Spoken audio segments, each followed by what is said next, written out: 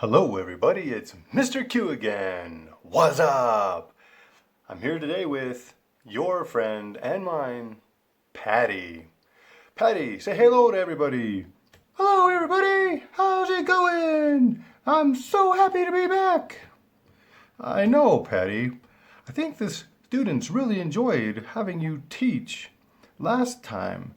And I think this time maybe you can teach the whole class by yourself again. Oh, that'd be so cool!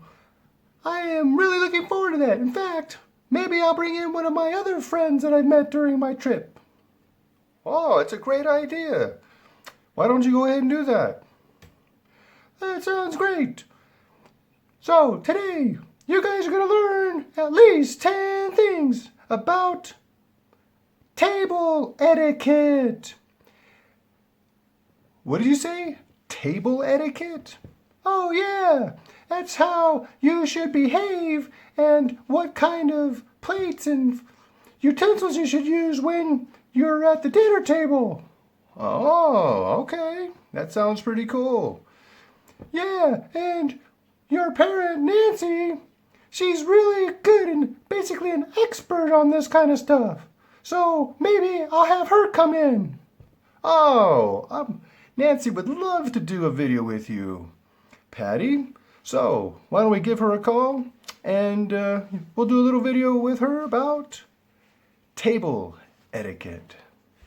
This will be a two-part video about table etiquette. So let's start with part one.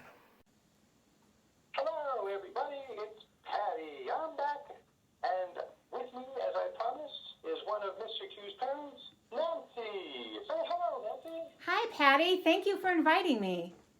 What will we be talking about today? Patty, we are going to be talking about table etiquette on a formal table setting. It's very exciting to learn all of the intricate parts of a formal setting. Thank you for spending the time with us today, and I look forward to learning about table settings. Thank you, Patty. Today we're going to be discussing formal table etiquette. It's important to know formal table etiquette because you may have many opportunities to be sitting at just this table, whether it be in a restaurant, on a cruise ship, and at your home. There may be a home that made a decision to have a special event, a holiday event, or a special celebration of the children, or a wedding ceremony. So this table setting you will find and is consistently designed and set up at all of those different settings I talked about, such as restaurants and cruise ships or the home setting. So the design of how this table is set tells you, the participant in the meal, a story about the meal. It will tell you how many courses the meal is going to have. It will tell you what beverages you can expect to have at this table as well. And so we're going to spend some time understanding for you, the participant, what silverware do I use at this table? And when do I use it? And when do I use the dishes that are in front of me? And gosh, I don't know, when do I have my coffee and when do I have my beverages? So we're going to discuss all of that as we progress forward. And we're actually going to tell also the server, how does a server know, or the person who has set up this table, the woman of the household or the restaurant owner, how do they know to set up the table just like this? So you know this story no matter if you set at this table or a table elsewhere in a formal table setting. So this is important for you to understand so you will never flounder whenever you're in this occasion. So, you want to talk about table etiquette. You say it's very important. I'm really excited to learn about this. Why is table etiquette important? Well, Patty, it is very important because there may be times in your lifetime or many people's lifetime that they're going to be invited to sit at a formal dinner setting. And if they've never sat at one, it might be a little confusing for them to understand all of the settings features to it, with the dishes, the many silverware pieces, the glasses, and understanding what the story is that the table setting is telling you in front of them. Our formal dinners are also designed to be more relaxed and to have many courses. They can have up to 5 courses, but very typically there will be about a 4-course meal that will be necessary to walk through and still enjoy the conversation and not feel awkward about not knowing what comes next.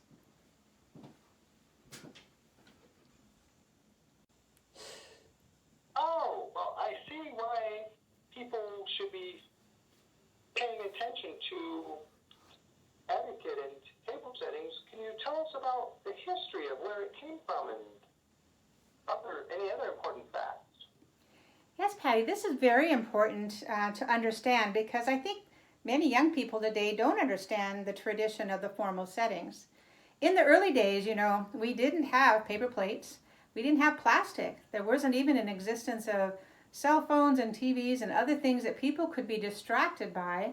And the dinner time was really the most important time of the day for the entire family, where they all came together. Father came home from the field or the work or wherever he was, and the children came home, and they were all together to have a very nice long conversation. And the history is that we sat down and had a full course meal. The women in the family cooked a very large dinner. It came out in courses for the family to sit and have a nice dialogue together, end their day, spend their time together, and have that opportunity to review their entire day and to learn lessons from their parents, to intercede with when the children maybe had some challenges and how do I problem solve and things of that nature. So the dinner was a time to really spend time together, and the children had an opportunity and the parents had an opportunity to have a long dinner conversation over these many different courses of the meal. And when the course of the meal was done, that's when the conversation ended. The parents were the ones who directed that. And the tradition was that because they had to have these nice dishes, we didn't have paper, we didn't have plastic, they had very lovely dishes that were designed by beautiful artisans that made these dishware. And so they are part of the family heirlooms that were carried from generation to generation. And they are beautifully designed, and people, and there are companies that have been making these dishes for hundreds of years. And they are beautiful in design. So the history really is quite family traditioned. And then these formal settings became slightly more decorative only when it was a special occasion. If it was holiday, they would add beautiful candles and different kinds of decorations on the table setting, or they changed the tablecloth color, or they did other things to be more festive. But the table setting was the very center focus of any special event or every single daily dinner time. So you're saying that back in the day, there weren't any paper plates. That means you had to always be doing dishes after dinner, right? That's correct, Patty. And you had to be very careful. So the girls in the family learned to take very good care, working with their mother, to cherish these dishes. They were actually put into cabinets such as the one you see behind me. And they had other kinds of encasements that these dishes were placed in after they washed those dishes. Very important to be very careful.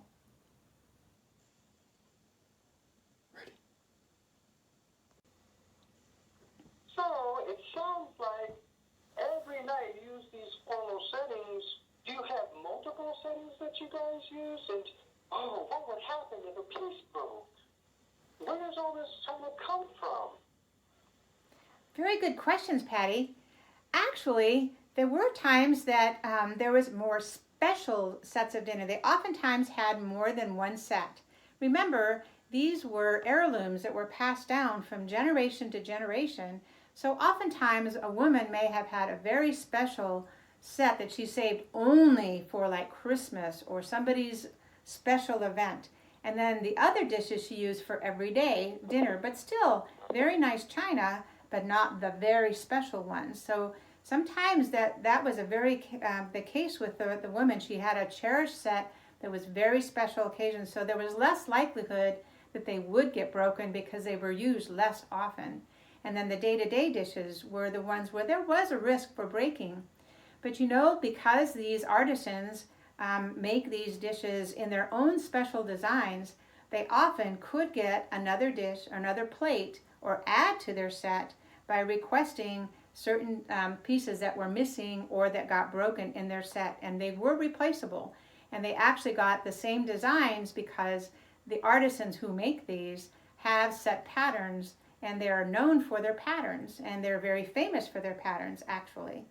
And so it was very easy for them to replace them. But these dishes are somewhat expensive. Even in the old days, they were more expensive, and that was something they had to wait and save money for to get those replacements at times, depending how the wealth of the status of the family was. I've heard people refer to these formal place settings as china. Why do they call it china? That's a very good, important thing to talk about. That it is really about how the dishes were made. They're made out of porcelain, which was originally designed in China, but actually there are many artisans who make this all over the world. So they're called china because of the origination of the designs and this type of ware, of formal ware. But actually they're made of porcelain, and so many of them are now come from different designs and things and different companies. Many in Germany and Australia and all sorts of different countries that make beautiful ware as well. But that's how they got their name. So you said that they take a lot of care in putting them away. Do they store these in a special way or in a special place? Yes, as you can see behind me, I have my very special place. This is called a hutch or a china hutch. And women who have multiple sets of these will store them in this special place and display them because they're very proud of what they have inherited either from their families or what is their special design that they have selected for themselves. But you can have multiple sets of these very lovely dishes, and the special glasses like their crystal ware here, like here, are stored here for safety, but also kind of a decorative way in your dining room to see what beautiful artistry you have in your dishes. So these cabinets, these china cabinets they're called, is where they're stored. The linens for the table are stored here. The silverware that is special is stored here, as well as the glasses and the dishware. So the silverware, you say, why is it called silverware? That's very important to know. This silverware is very special because it is made of silver and it is polished. There are other metals now in today's world that are different mixes of that, but the silverware also has special designs on them, and you select the design that you want to have or that you've selected or that you inherited from your parents. They also come in some beautiful designs, and you'll always see that on the handle of the stem of the silverware. But the weight of the silver and the quality of them is also very important. So you will oftentimes have two sets of silverware as well. You'll have a less expensive ware for your everyday wear, and then you have that special ware that will be at the table that is beautiful and shined, and it looks unmarked and usually brand new looking.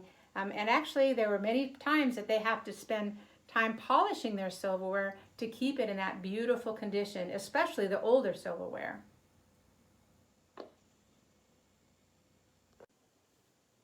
All right, that's some information about the history about table etiquette and place settings, and we're going to start talking about what each of the actual individual pieces of the formal art are. But before we do, I want to talk about how do you know what kind of china you have and where it's from. Can you tell us a little something about that, Nancy? Absolutely. Well, as you notice, each pair of dishes has a design on it. And the way, remember I mentioned before, we can get these replaced. We want this exact design.